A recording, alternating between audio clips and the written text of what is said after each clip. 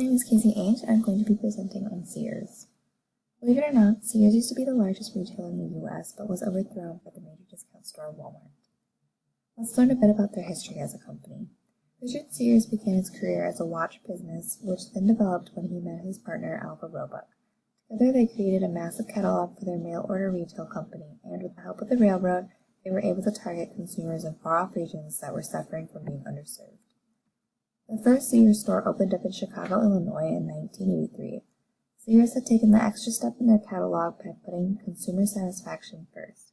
They had created a shopping catalog with statements explicitly stating the importance of customer satisfaction and helped to educate Americans how to use these new and unfamiliar mail order procedures. Surprisingly, during the Depression, Sears' popularity grew even more. They marketed the bare necessities rather than fanciful items that were a luxury like other department stores did. They made a name for themselves as being a reliable company. However, that would be the last time Sears saw their popularity and profitability. Along came large discounted stores that sold a bit of everything for the everyday American consumer. These stores included Kmart, Target, and Sears' biggest competition, Walmart. Walmart quickly took its spot of number one in the U.S., removing Sears from its long-standing title. Thus began Sears' spiral towards the state it's in now, near bankruptcy. Due to poor management undertaking any means necessary to beat out discount stores, Sears turned their focus towards financial services like their credit card. This change pushes away from their previous main focus of customer value. However, in order to return back to their original mission statement and also gain some much-needed money for the survival of the company, Sears sold the credit portfolio in 2013.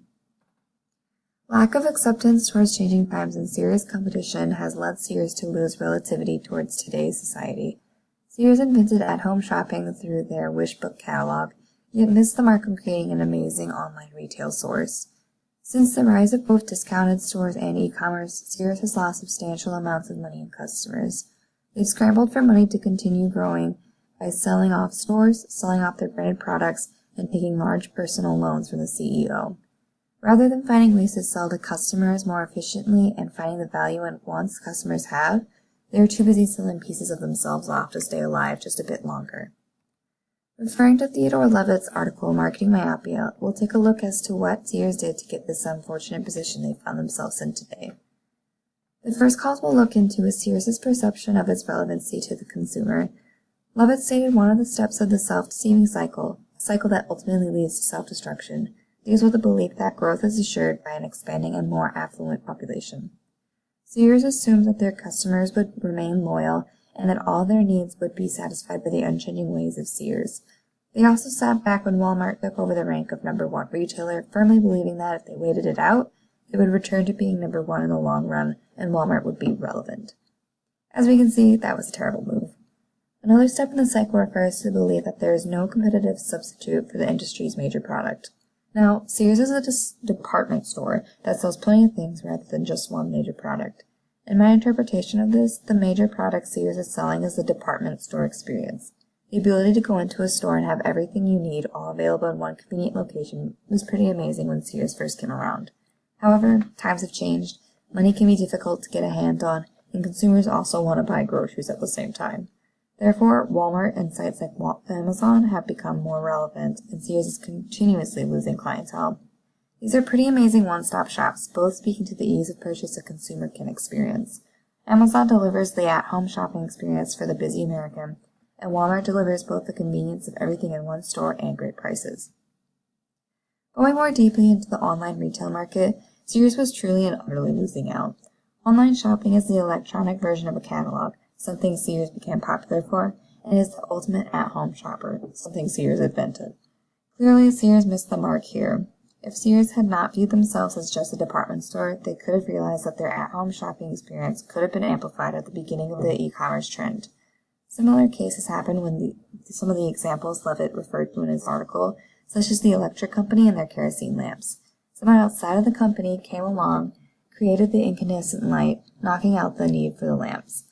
If Sears had taken their customers' need for easier and more convenient all-inclusive shopping, they could have started an amazing online shopping catalog. This goes right into the myopic idea of viewing your company as indispensable. In Levitt's article, he spoke of the petroleum business seeing itself as the ultimate product, gasoline. With no need to innovate and build new ways to utilize this product, Sears saw itself as an amazing gift to society, and it was in the beginning, as it was a great mail-to-order business and sincerely developed a new way for consumers to shop. They were centered around customer service and what their consumer base wanted and needed. But as online retail grew and discount stores popped up, Sears became outdated as they held on to the idea of their company being exactly what the consumer wanted. In actuality, the consumer wants reasonable prices and one-stop shopping. Or in what proved to be the case, they wanted a Walmart or a Target. Now with Amazon and other online retailers, one-stop shopping with the best deals is even easier.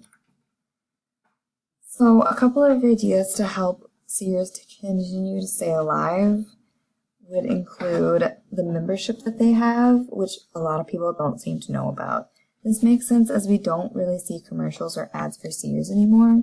Marketing towards this rewards program, Shop Your Way, would help spread the word and maybe entice customers to come back and continue to buy things because they will gain more money by buying things there. My main advice, though, would be most helpful for Sears would be to stick with appliances. Studies back in 2016 from Forbes states that in women's clothing alone, shopper preference for Sears has dropped 53%. Women's apparel shoppers currently express a preference for Goodwill over Sears. However, they also reported that their appliances still rank number 1 in sales.